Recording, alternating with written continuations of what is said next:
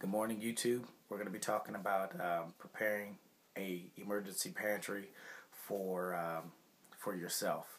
Basically, in light of what's going on in New York, as you can see, they've been a week without power and most likely about a week without food. So, in light of that, let's jump in here. FEMA states that you should have about 3 days worth of food on hand. As you can see in New York, it's taken FEMA about 8 days to even get water to the area. So I would say that you would actually need about a month's worth of food, not just 3 days. Get you about a month's worth of food on hand in case of any natural disaster. Let's talk about water.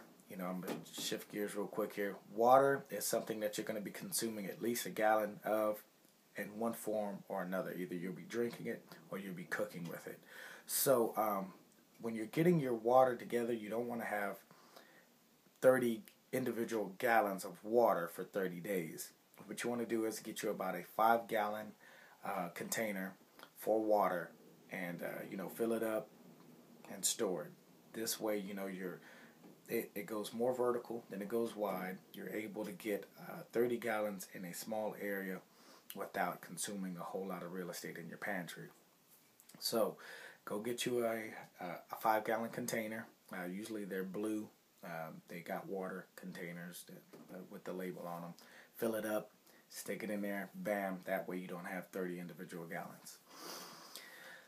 For your pantry, switching back over to food, I prefer the MREs. The reason why I prefer the MREs is because everything comes packaged ready to go in these. You're looking at, within a package, your main course meal, your side meal, your protein bars, your electrolyte drink or protein shake within here, and then your condiments, coffee, and other eating utensils to go with it. So in one package, all of this is contained in. Plus your heater to warm your food up. It takes about 2 or 3 ounces of water to start to activate your heater, and your food slides into a box, and bam, it warms up the food. If you're not gonna go the MRE route, you can find these. Your MREs you can find online. All of this you can pretty much find online, or as you go to the grocery store. If you're not gonna go the MRE route, and you want to go the canned good route, what you can do is try to get food that's not going to consume a lot of your water. So you're looking at your SpaghettiOs, your raviolis, your SpaghettiOs or whatever.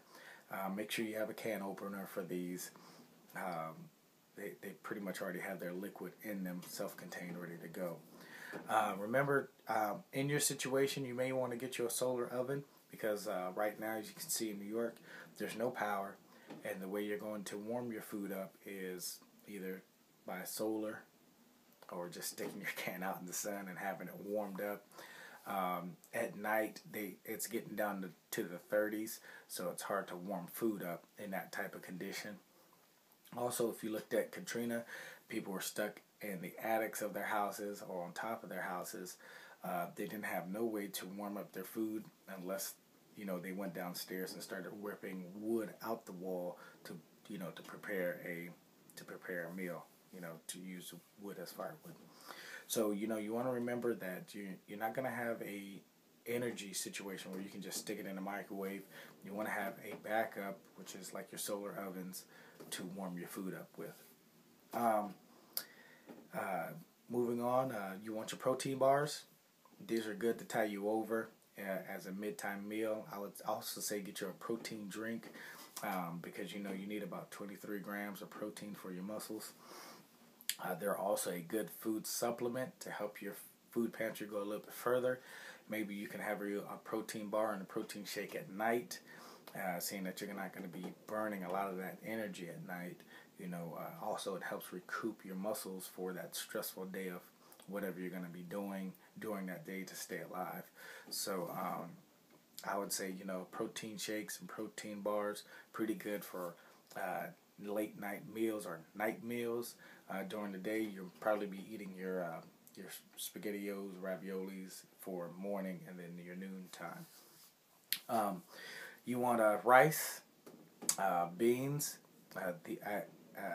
I like foods that basically take a little bit amount of food and make a lot of it. So basically, your rice does that. They're great fillers. Your beans, your pastas, your tomato sauces.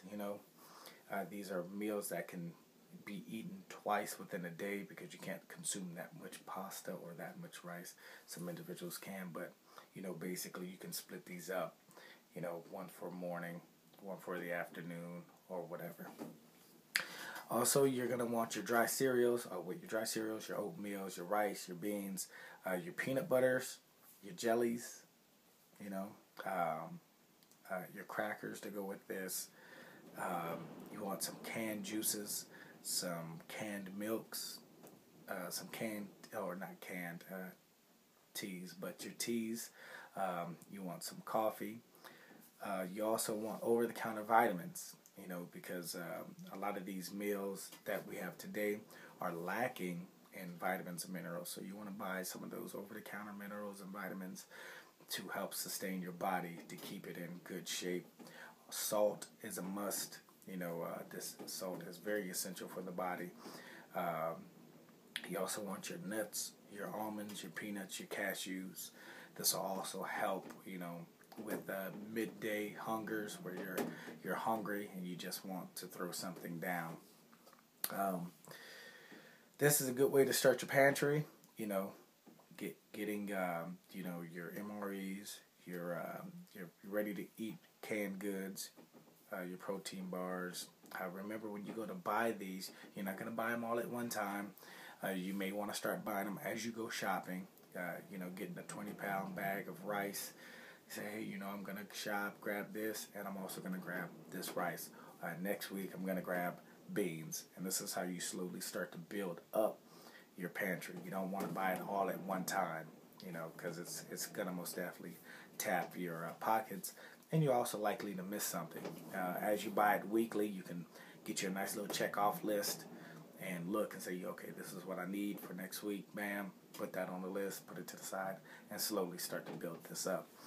So, in my next couple of episodes, I'm going to be talking about protection, light,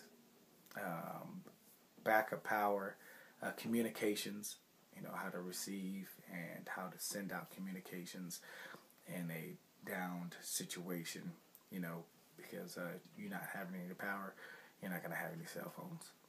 You're not going to have pretty much anything to warm up your food with.